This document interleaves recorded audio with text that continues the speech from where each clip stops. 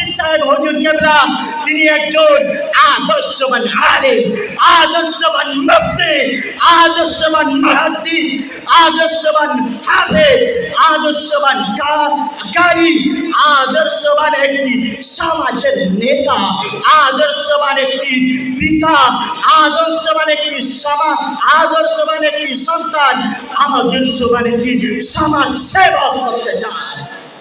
আসসালামু আলাইকুম ওয়া রাহমাতুল্লাহ। নাহমাদুহু ওয়া নুসাল্লি আলা রাসূলিহিল কারীম, আম্মা বা'দ। আউযু বিল্লাহি মিনাশ শাইতানির রাজীম। বিসমিল্লাহির রাহমানির রাহিম। ইয়া আইয়ুহাল্লাযীনা আমানু কু আনফুসাকুম ওয়া আহলিকুম নারা ইলা আখির আয়াত। সমস্ত প্রশংসা সেই বিশ্ব নিয়ন্তার প্রতি, যিনি এ বিশ্ব চরাচরে একচ্ছত্র অধিপতি, তার প্রতি কৃতজ্ঞতা জ্ঞাপন করি, সকলে বলি আলহামদুলিল্লাহ।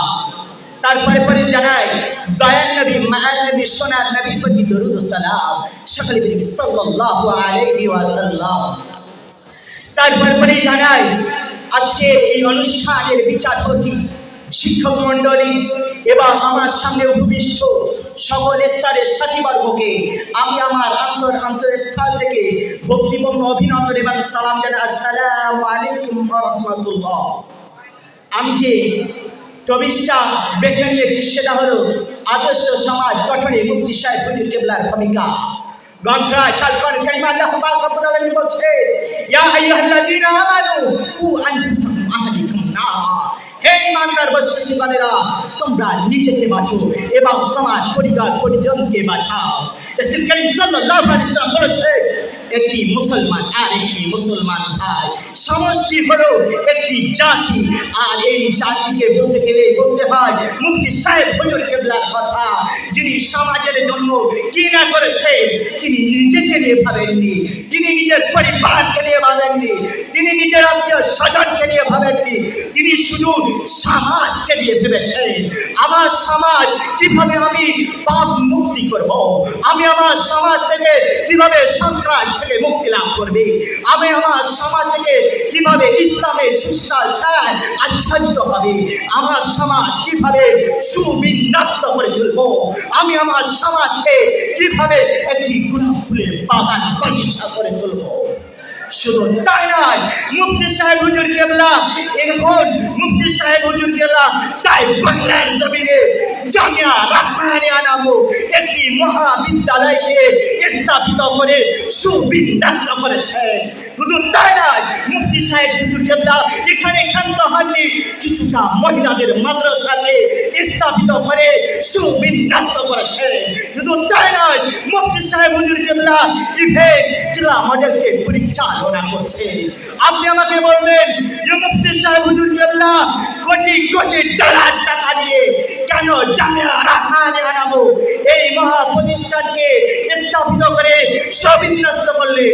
আমি শামসুর রহমান দীপ্তকণ্ঠে বলতে চাই, মুফতি সাহেব হুজুর কেবলা তিনি একজন আদর্শবান আলেম, আদর্শবান মুফতি, আদর্শবান মুহাদ্দিস, আদর্শবান হাফেজ, আদর্শবান কারি, আদর্শবান একটি সমাজের নেতা, আদর্শবান একটি পিতা, আদর্শবান একটি আদর্শবান একটি সন্তান, আদর্শবান একটি সমাজ সেবক করতে চান।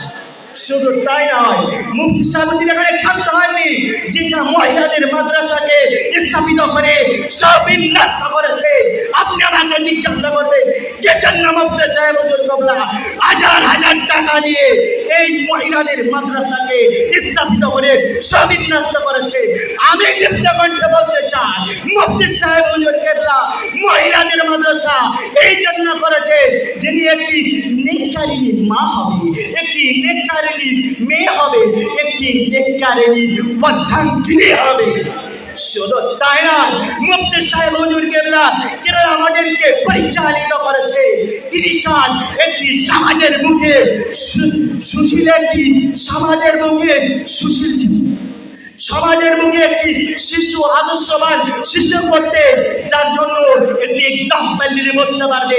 যখন কোনো একটি গাছের চারা বপন করা হয় তখন আমরা চেষ্টা করি কিভাবে সার গোড়াকে মজবুত করবো। তার মানে মুফতি সাহেব হুজুর কেবলা কেবলা এই কেরালা মডেলকে পরিচালনা করার মাধ্যমে গোটা বাংলাকে দেখিয়ে দিতে চান কিভাবে তিনি তার গোড়াটাকে মজবুত করেছেন, কারণ তিনি চান একটি সুশীল সমাজ গড়ে তুলতে। শুধু তাই নয়, মুফতি সাহেব হুজুর কেবলা আজকে তিনি শুধু সমাজকে নিয়ে ভেবেছেন।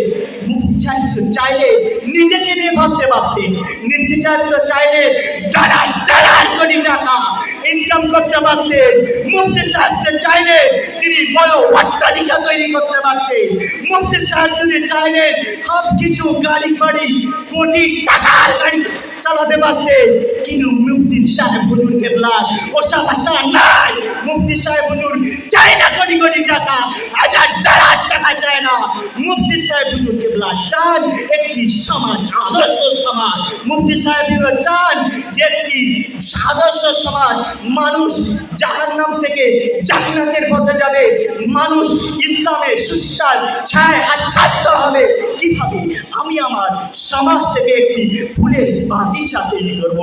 এটাই হলো মুফতি সাহেবের আদর্শ সমাজ গঠনের একটি ভূমিকা। শুধু মুফতি সাহেব শুধু সমাজকে নিয়ে ভেবে গেছে, তাই তো শুনি তারাকে দেখলে নিজের বুকটার মধ্যে যন্ত্রণা বেঁধে যায়। মনে হয় তিনি যেন শয্যায় শয়ন করেন না, তিনি যেন নিদ্রামগ্ন হন না।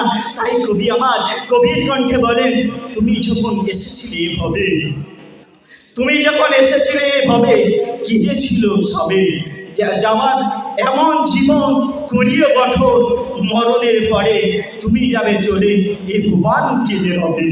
এই বলিয়া আমি আমার বক্তব্য বৃদ্ধি করিলাম। ওয়া আখিরা দাওয়ানা আলহামদুলিল্লাহি রাব্বিল আলামিন। আসসালামু আলাইকুম ওয়া রাহমাতুল্লাহ।